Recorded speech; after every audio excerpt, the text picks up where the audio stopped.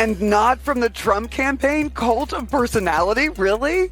Like it or not, Trump has offered deep policy specifics at a level that we have not heard from Kamala Harris. But I think the media has been covering for her absence of policy specifics in the same way they were covering for Biden's cognitive deficits for the course of 3 years. Listen, they have no answer for Vivek. They have no answer.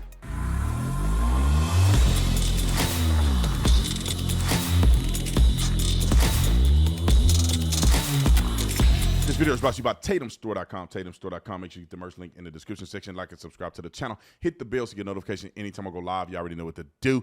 Get the links here, discounts. Y'all know. Let's get into this. All right. Anywho, Vivek Ramaswamy is still on his thug thizzle.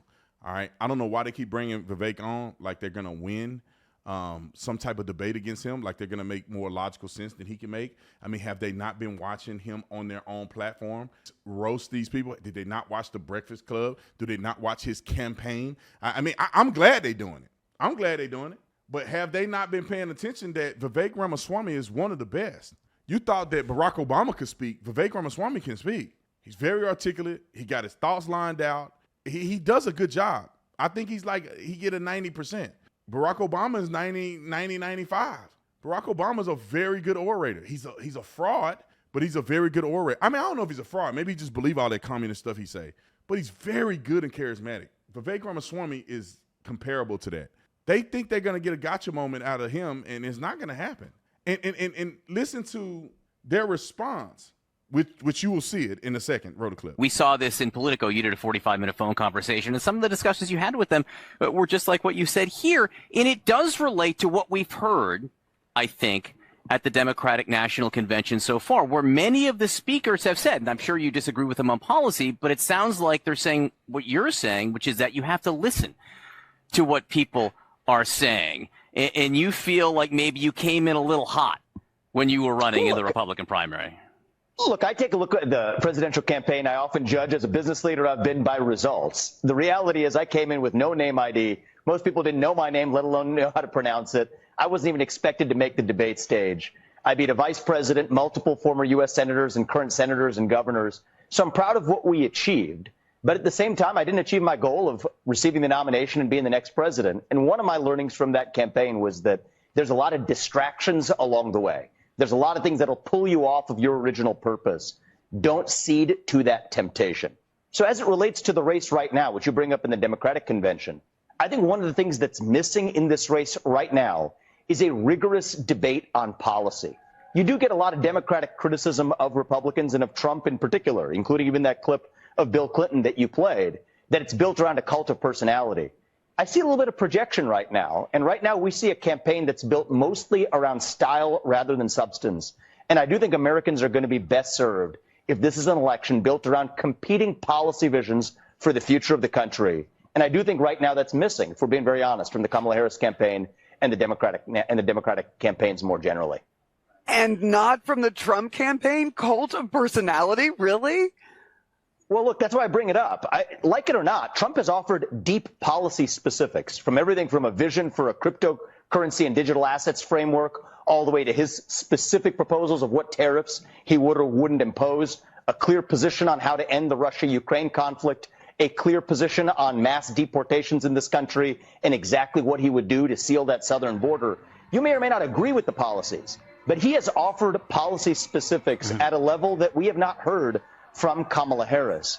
And I do say this, I think it's accurate to say this. I think right now, so far in her campaign, it's early, but I think the media has been covering for her absence of policy specifics in the same way they were covering for Biden's cognitive deficits for the course of 3 years. And I do think Americans are left off worse as voters when we don't get those hard answers. So my advice to voters across the country would be, assume that her positions are what they were when she ran for U.S. president in 2020. That wasn't a long time ago.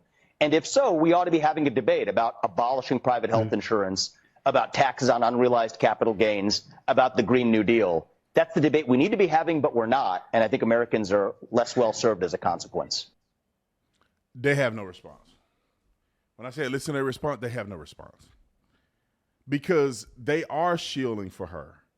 She has had some very controversial policy positions. And Vivek Ramaswamy said a few of them. Unrealized capital gains tax. Like, you know how crazy that is? I want people to understand this. All you crypto dudes out there that made a lot of money through crypto and Bitcoin and all stuff, they want to tax unrealized gains.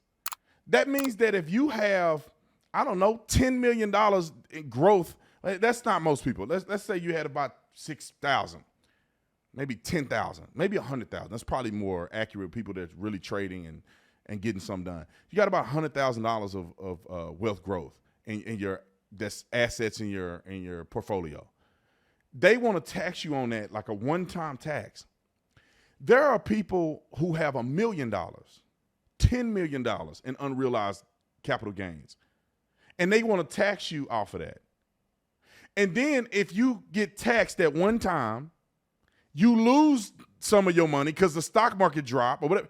What are you going to do with your money? You can end up zeroing out paying taxes and losing money if the stock drop.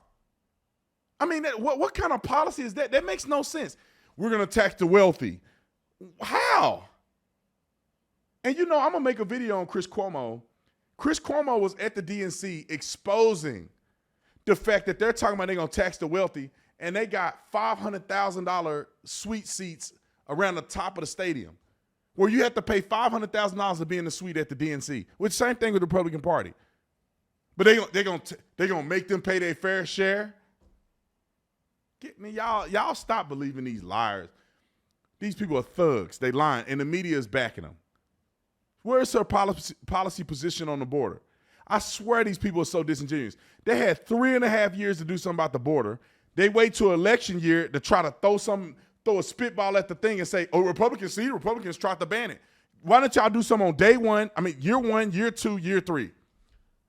You wait to an election year to say, "Oh, we're going to push out a policy where we'll secure the border, but we're going to give $100 billion to Ukraine and Israel." And that's not the border. Separate the two. They won't do that. She says she's going to ban AR-15s. They're going to ban AR-15s. Then, okay, people like me that got tons of them, what do you want me to do with my guns? You want me to give them to the government? How, are you going to pay? The optic was $600. Muzzle brake, the trigger, the Daniel Defense that I got, the POF that I got, like all the magazines, thousands and thousands of ammo. You going to pay me for that? Because if you take my gun that shoot 5.56, what am I going to do with the ammo? You know how much money I spent on these guns? You're gonna give me a $100 gift card? You out your effing mind. And then if you want us to turn them in, we turn ours in. The thugs ain't going to turn theirs in. But see, y'all are protected by Capitol Police. The regular civilians ain't protected by nobody. And police officers they going to get there after you get shot to do an investigation. They're not going to be sitting in front of your house to make sure you don't get shot. It's the same policy position in California when they announced we're not going to arrest anybody that don't steal over $900 worth of merchandise. The uptick in theft. They say, oh, they're not going to get a $900. All I do is I can steal about $2,000, $3,000. Or what happens is everybody go in and get about $900 and we send 30 people in the store. That's like $30,000 worth of stuff. And then, hey, if you get caught, just dump some of it. Only have about $900 in your possession and you good. You see a crazy uptick. When they said we're going to legalize the use of hard drugs on the streets and not criminalize it, you got people coming from all over the country going to California, just shooting up and dying in the middle of the street. Fentanyl, heroin. You go down the list. You tell the bad guy that we're going to ban every household from AR-15s. They're going to do more home invasions than ever before. What is their policy positions on Israel and Gaza? She haven't made a policy position. They have not made a policy position of what they feel about Israel and what they're going to do about the Israeli-Gaza conflict. They're not saying anything. They have no policy positions. We're going to text on the tips. This woman, she was the deciding vote that pretty much voted against legislation that would have not taxed tips for workers in the food industry. She could have had the law passed a long time ago, but her vote decided to strike it down. And now all of a sudden in the campaign, she's going to not tax people on tips. They're going to raise corporate tax. What? I don't know how many times I got to say this. You raise corporate tax, all you're going to do is raise consumer retail prices. If I may not do it. I may or may not do it, right? But if they say corporate tax is going to go up by 5%, it's easy for me to put in a calculation and say I'm going to raise my prices by 5%. That'll give me a bigger profit margin to compensate for the taxes they're going to take out. Or maybe there's a better calculation. Maybe I raise it by 10%. Therefore, I'll be able to make a profit through the taxes potentially. And if I do, what are you going to do? Not buy? Everybody in the industry does it. What are you going to do? Not buy products anymore? People still going to buy T-shirts. People still going to buy hats. People still going to buy cell phone plans and all kind of other stuff. They just raise the prices. And who get taxed? Not the businesses. They don't care. You get taxed. The middle class. The people who are only ones that actually are paying taxes at the full amount. It's crazy to me. You got these people who are poor who don't pay no taxes. They're not contributing whatsoever. Then you got the people that are ultra wealthy. They pay all the taxes, but their percentage of what they pay is not like yours. The middle class is the ones who are paying a higher percentage in taxes against their income. People that are rich, they know how to put their money in the stock market. They know how to invest in property. They know how to roll that investment into another investment. They have wealth built up where they can actualize that wealth at a separate time. They can borrow against the wealth. These people are not paying taxes like that. You know why? Because when I start making some real money, I'm a consult. How do I not pay taxes? How do I pay the least amount of taxes legally possible?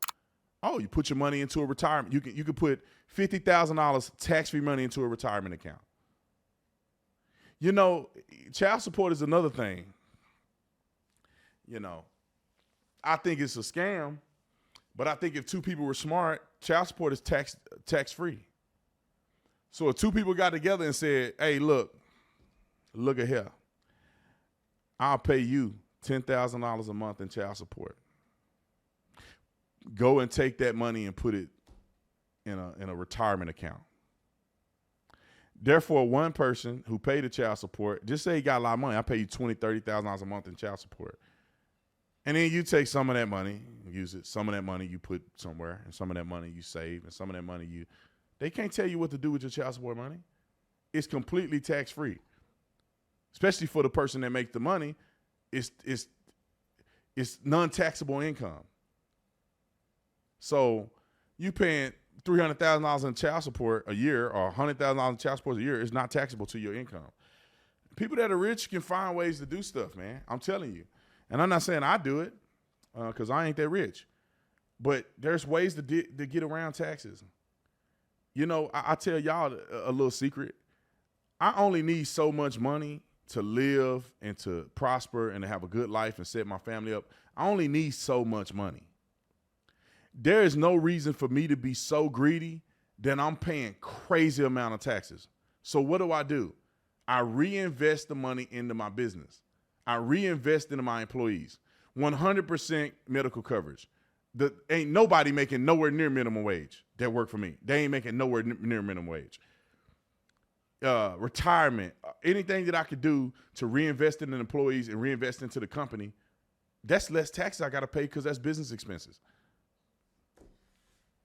But millionaires and billionaires are paying. Elon Musk Elon Musk did pay tax for I don't know how many years. Because all you do is you go into debt because you borrow against your income. You borrow against your net worth. A bank will loan you money. They know you got, $200 billion in the bank. They'll let you borrow $20 million if you wanted to. They know you're good for it. You just sell your assets and pay them back. And then what do? If you have a debt of $20 million, your net income is negative $20 million. It's a debt. I mean, I'm not saying I'm an expert, but this is what I think Elon was doing. Is he had like a 20 million, a 5 million, 20 million, whatever debt, he's in the negative. When it comes time to, I don't know, pay that up, I don't know, maybe he sells some of his stock or something like that to get about 20 million, pay that debt off, net zero income. Or he find a way to do something. Anyway, let me get off my soapbox. They don't have no policy position. Donald Trump has all the policy position. I hope that people vote on policy. I'm out.